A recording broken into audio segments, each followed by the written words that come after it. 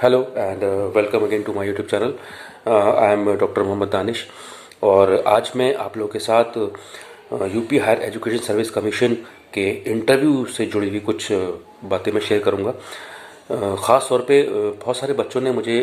Comment किया है और शेयर किया है, जिन बच्चों ने ऑलरेडी पीएचडी की हुई है या जो पीएचडी परसुइंग हैं और उन्होंने भी एग्ज़ाम दिया है UP higher education service commission का। ओके, तो उनसे क्या संभावित सवाल पूछे जा सकते हैं। और बच्चों ने ये भी पूछा है कि सर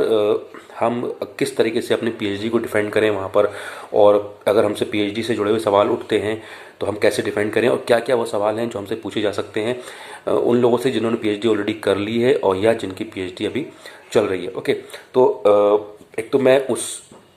पॉइंट पे आप लोगों से डिस्कशन करूंगा और आपको बताऊंगा कि अगर आपने पीएचडी की हुई है या पीएचडी चल रही है तो वो कौन कौन से सवाल हैं जो आपसे पूछे जा सकते हैं और आपको किस तरीके से उन सवालों का जवाब देना है। ओके, एक तो चीज़ ये होगी। उसके अलावा जिन्होंने पीएचडी में अभी एडमिशन नहीं लिया है तो ये भी एक पॉइंट उठ सकता है कि आपने नेट क्वालिफाई किया तो आपने कहीं पीएचडी के लिए ट्राई नहीं किया, या आप आगे पीएचडी करना चाहेंगे या नहीं करना चाहेंगे। ओके, तो ये भी एक सवाल है जो पैदा हो सकता है आपसे इंटरव्यू में। ओके, तो अगर इन केस आपसे पूछा जाता है कि आपने नेट क्वालिफाई किया तो आपने कहीं पीएचडी के लिए अप्लाई किया या नहीं किया, तो इसमें जवाब आपका होना चाहिए कि सर अभी हमने अप्लाई नहीं किया है या हम अप्लाई करने की सोच रहे हैं, लेकिन अगर हमारा सिलेक्शन हो जाता है तो फिर हम जो है एक पीएचडी ऐसी जगह से डालेंगे जहाँ पर जॉब के साथ पीएचडी हो सके, और पीएचडी को ज़रूर करना चाहेंगे क्योंकि पीएचडी के बगैर आगे स्कोप नहीं है। क्योंकि पीएचडी करने से जो है आप रिसर्च अपना अच्छा कर सकते हैं और रिसर्च पेपर्स पे काम कर सकते हैं, रिसर्च एरिया को एक्सप्लोर कर सकते हैं और अपनी नॉलेज को और बढ़ा सकते हैं। ओके, क्योंकि जो पीएचडी लोग करते हैं तो वो एक थिंकिंग एबिलिटी डेवलप हो जाती है, उनका एक रिसर्च एक्यूमेंट जो है और शार्प हो जाता है। और कहीं ना कहीं एक हायर एजुकेशन के फील्ड में अगर आप पीएचडी कर लेते हैं तो कि एक अपने आप में एक कंप्लीट आपका एक जो है प्रोफाइल तैयार हो जाता है, क्योंकि आप मास्टर्स करे हुए हैं, आपने नेट क्वालिफाई किया है, और अगर आप पीएचडी कर लेते हैं तो एक आपकी जाहिर सी बात है आपके नाम के आगे डॉक्टर लग जाएगा, और फिर आप असिस्टेंट प्रोफेसर से एसोसिएट प्रोफेसर बनेंगे, उसके बाद प्रोफेसर बनेंगे, क्योंकि फिर बाद में पीएचडी की रिक्वायरमेंट बहुत रहती है करियर में आगे बढ़ने के लिए, और रिसर्च पेपर्स वगैरह काफ़ी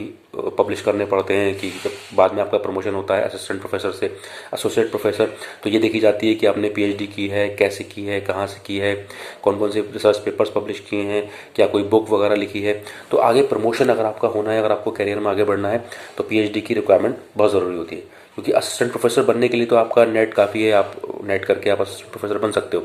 लेकिन अगर आपको आगे बढ़ना है तो जाहिर सी बात है पीएचडी जो है मस्ट है। ओके, तो ये तो रही बात पीएचडी में एडमिशन की। उसके बाद अगर जो लोग पीएचडी परसुइंग में हैं, जो कर रहे हैं, तो उनसे ये सवाल पूछा जाएगा कि आपने नेट क्वालिफाई किया, उसके बाद आप क्या कर रहे हैं, तो जाहिर सी बात है आपका जवाब होगा कि सर मैं पीएचडी परसुइंग हूँ। तो पूछेंगे कहाँ से कर रहे हैं, क्या टॉपिक है, तो आप टॉपिक बताएंगे। ओके, अगर किसी का टॉपिक डिसाइडेड नहीं हुआ है, यानी कि किसी ने अभी हाल फिलहाल में एडमिशन लिया है, तो आप बोलेंगे कि सर मैंने अभी कोर्स वर्क मेरा चल रहा है या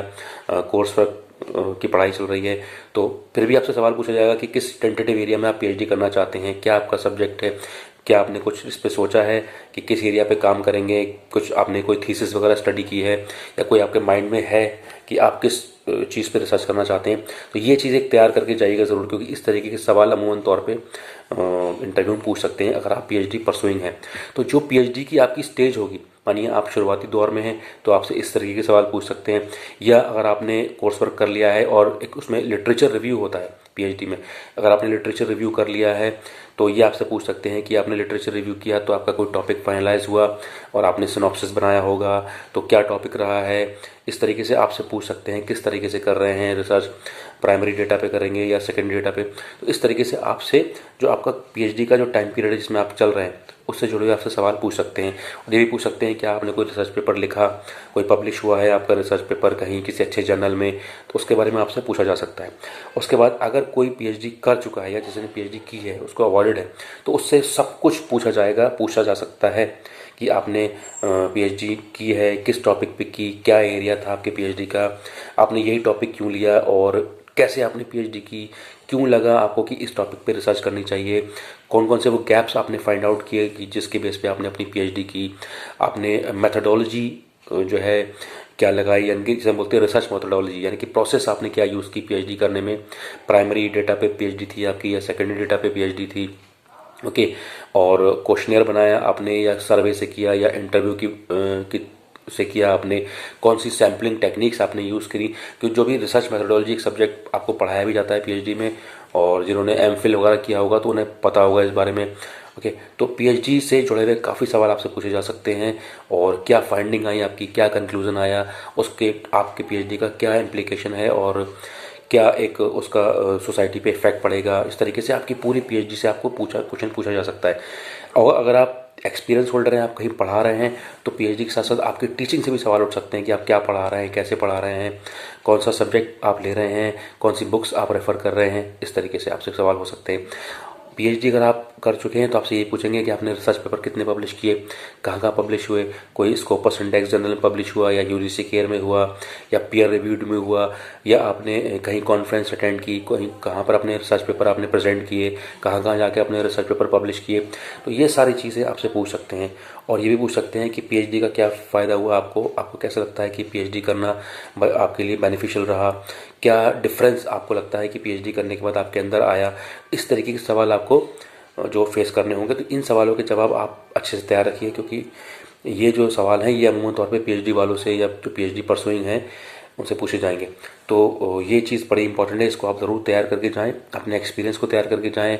अपनी क्वालिफिकेशन को तैयार करके जाएं, अपनी पीएचडी को तैयार करके जाएं और अपने एक्सपीरियंस को तैयार करके जाएं। साथ ही साथ जो आपका सब्जेक्ट है उस पर अच्छी कमांड करके जाएं और करंट अफेयर्स को अच्छे से पढ़ के जाएं, जिससे कि आपका इंटरव्यू अच्छे होने के चांसेस बढ़ जाएंगे, ओके। तो ये रही बात, आज मैंने एक छोटा सा टॉपिक आपके लिए लिया है। अगर आपको ये वीडियो पसंद आए तो इसको ज़रूर लाइक करिएगा, शेयर करिएगा और सब्सक्राइब करिएगा चैनल दानिश कारी काउंसलिंग।